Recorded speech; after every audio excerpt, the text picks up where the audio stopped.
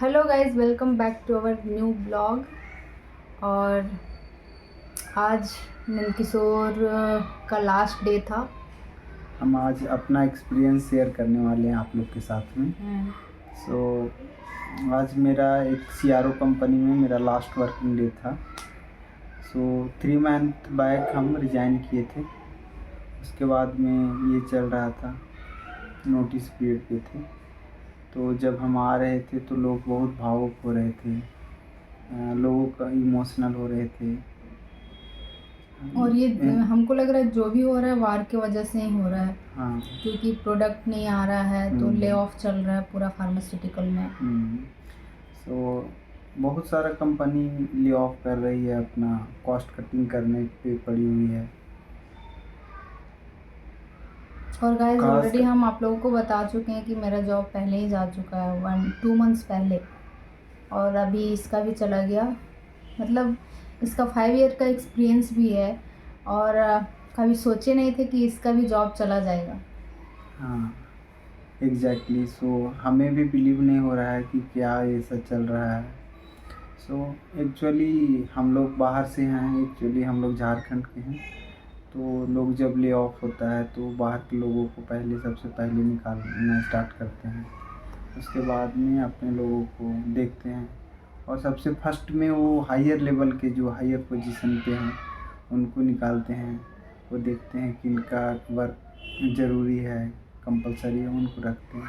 Remaining जो जिससे काम चलाया जा सकता है उनको निकाल देते हैं। जिसके बिना काम हो जाएगा तो वो निकाल देते हैं उनको। उसके बाद में आज तो और कल का भी ये आया था कि 30,000 एम्प्लॉय को निकाल रहे हैं।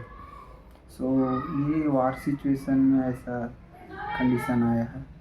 बट हाँ, अप एंड डाउन होते रहता है, ये फील्ड ही ऐसा है। जब हम दूसरे का काम करते हैं तो हमें दूसरा वर्स्ट कंडीशन के लिए प्रिपेयर होकर रहना है कि ऐसा भी सिचुएशन आ सकता है कि जब हम लोग को खाने के लिए भी सोचना पड़ेगा, रहने के लिए भी सोचना पड़ता है कि कैसे रहेंगे या इतनी बड़ी सिटी में।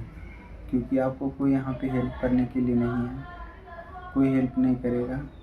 इवन आपको एक गिलास कोई पानी चाहिए तो उसके लिए भी कोई नहीं एग्री होगा देने के लिए। बोलो बोलो। तो आज का यही था मेरा। लोग ऑफिस में इतना भावुक हो रहे थे कि मत जाओ, कहाँ जा रहे हो, क्यों जा रहे हो। सब कोई पूछ रहा था कि कौन सा कंपनी जा रहे हो। हाँ, बट हमारे पास अभी बताने के लिए कुछ नहीं है। हम स्टिल ट्राई कर रहे हैं, बहुत जगह से कॉल आ रहा है, बट अभी सैलरी उन कुछ। लोग बोलता बहुत ज़्यादा है तुम्हारा। सो उसके बाद में अभी कोई पूछ रहा है कि क्या आपके पास ऑफ़र लेटर है, आप यहाँ ट्राई कर रहे हो, ऑलरेडी नोटिस पीरियड सर्व कर चुके हो।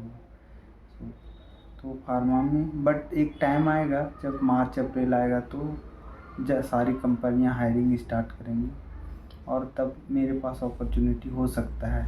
और आशा ही हम कर सकते हैं, बाकी कुछ तो नहीं कर सकते हैं। और अभी पता नहीं हम लोगों का क्या होगा। अभी शायद घर ही जाने के लिए सोच सकते हैं और अभी कुछ भी नहीं कर सकते हैं। हाँ। सो हम लोग, ये हमारी बिजनेस पार्टनर बनने वाली है और HRVP है ये हमारी। सो मेरा भी MBA कंप्लीट होने वाला है। उसके बाद में हम लोग एक अपना स्टार्टअप करने के लिए सोचे हैं, छोटा सा। और उसमें देखते हैं, हम लोग ट्राई करेंगे। ट्राई क्या बोलना है, मतलब हम उसमें पूरा कोशिश करेंगे, ट्राई नहीं करेंगे। और जितना एफ़र्ट लगाना है हम सारा एफ़र्ट लगाएंगे, और उसको हम अपना ग्रो करने के लिए सोचेंगे। और गाइस अभी हम लोग दोनों हैदराबाद में हैं। इससे पहले नंदकिशोर बेंगलोर में काम करता था। वहाँ पर उसका बहुत ही अच्छा था, लेकिन इसका प्रोजेक्ट क्लोज हो गया था। तो फिर ये ऑप्शनल मिला था कि हैदराबाद में रहना है या फिर बेंगलोर में रहना है, तो ये चूज किया था हैदराबाद।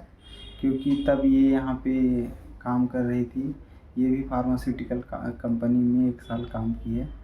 तो ये हम सोचे कि हम लोग दोनों को एक जगह पे रहेंगे तो हमारा लाइफ सेट हो जाएगा, और जो ट्रैवलिंग कॉस्ट है एवरीथिंग और हम लोग सोच ही लिए थे कि शादी करने के लिए अब।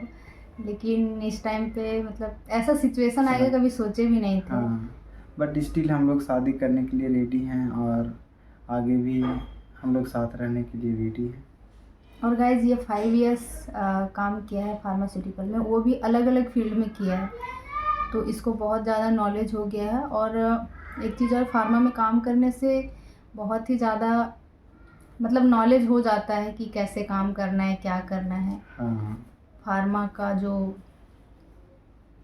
एक्सपीरियंस होता है ना, वो मतलब बहुत कुछ सीख मिलता है उससे। हाँ, जब भी आप दूसरे के लिए काम करते हो तो आपको सब चीज़ देखा जाता है कि आप कितना का काम कर रहे हो, आपका क्या वैल्यू है, आप क्या वैल्यू ऐड कर रहे हो कंपनी के लिए, कंपनी आपसे क्या एक्सपेक्ट कर रही है और आप उसको फुलफिल कर रहे हो कि नहीं कर रहे हो। सो एवरीथिंग देखती है। जब मैन पावर एक्स्ट्रा हो जाते हैं लोगों के पास में, जब प्रोजेक्ट क्लोज हो जाता है, तो लोगों का कोई ये इम्पोर्टेंट नहीं है। आप रिप्लेस हो सकते हैं, दूसरा कोई आपको रिप्लेस कर देगा, या फिर आपके पास अगर उतना इन्फ्लुएंस नहीं है तो आप बिना जॉब के भी रह सकते हो। और वो जैसे अभी का करंट सिचुएशन ऐसा चल रहा है, और ये नहीं बोल सकते हैं कि वार सिचुएशन है।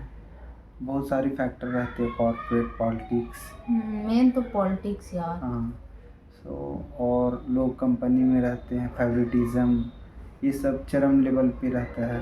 जितना बड़ा कंपनी है, जितना ओल्ड कंपनी है, उतना ज़्यादा ये रहता है। और जैसे कि इसका अलग अलग एक्सपीरियंस है, जैसे कि फर्स्ट ईयर में किया है, किसमें किया है? प्रोडक्शन में, उसके बाद फिर क्वालिटी कंट्रोल में, फिर 2 इयर्स किया है R&D में, 1 ईयर ऑपरेशन में किया हूँ। तो उसके वजह से थोड़ा बहुत प्रॉब्लम भी हो रहा है। हाँ हाँ, क्योंकि वो लोग एक्सपीरियंस, सॉलिड एक्सपीरियंस मांगते 5 ईयर का एक ही फील्ड में, जो कि मेरे पास अभी नहीं है। ये भी कभी सोचा नहीं था कि हम अलग अलग फील्ड में काम करेंगे, बट सिचुएशन जब आपको अपॉर्चुनिटी ग्रैब करती है तो आपको उसके लिए जाना पड़ेगा। और अब हम डिसाइड करके नहीं आए थे कि हमें फार्मास्यूटिकल और CRO में ही काम करना है। वो सिचुएशन है कि आपको खींच के लेके जाएगी कि हाँ आपको यहीं काम करना है, क्योंकि हम कुछ भी डिसाइड नहीं करते हैं कि हाँ आइए हमारे बेसिस पे होगा, मेरा इंटरव्यू होगा, हम सेलेक्ट हो जाएंगे। वो सारा चीज़ आशा पे एक होप होता है, उसके ऊपर डिपेंड है। आप अपने साइड से प्रिपेयर कर सकते हो, आप अपने साइड से गुड एफर्ट लगा सकते हो, और उसी का फलस्वरूप आपको 5 डिपार्टमेंट मिल सकता है 5 साल में। सिचुएशंस तो होती ही हैं, लेकिन इंटरेस्टिंग मतलब इंटरेस्ट भी कुछ हाँ, चीज़ होता yes. है जो कि तुम में था वो शुरू से। गाइज ये पढ़ने में बहुत ही अच्छा था स्टार्टिंग से ही, और अभी भी मतलब इसको ना टीचर प्रोफेसर बनने का बहुत शौक़ था, लेकिन BSc के बाद ही ये इंडस्ट्री में आ गया, तो उसके बाद आगे का पढ़ाई नहीं कर पाया। बट अभी भी MBA कर रहा है। अब आगे क्या होगा, अगर पढ़ना चाहेगा तो पढ़ेगा, नहीं पढ़ना चाहेगा तो नहीं पढ़ेगा। थैंक यू गाइज, आज के लिए इतना ही।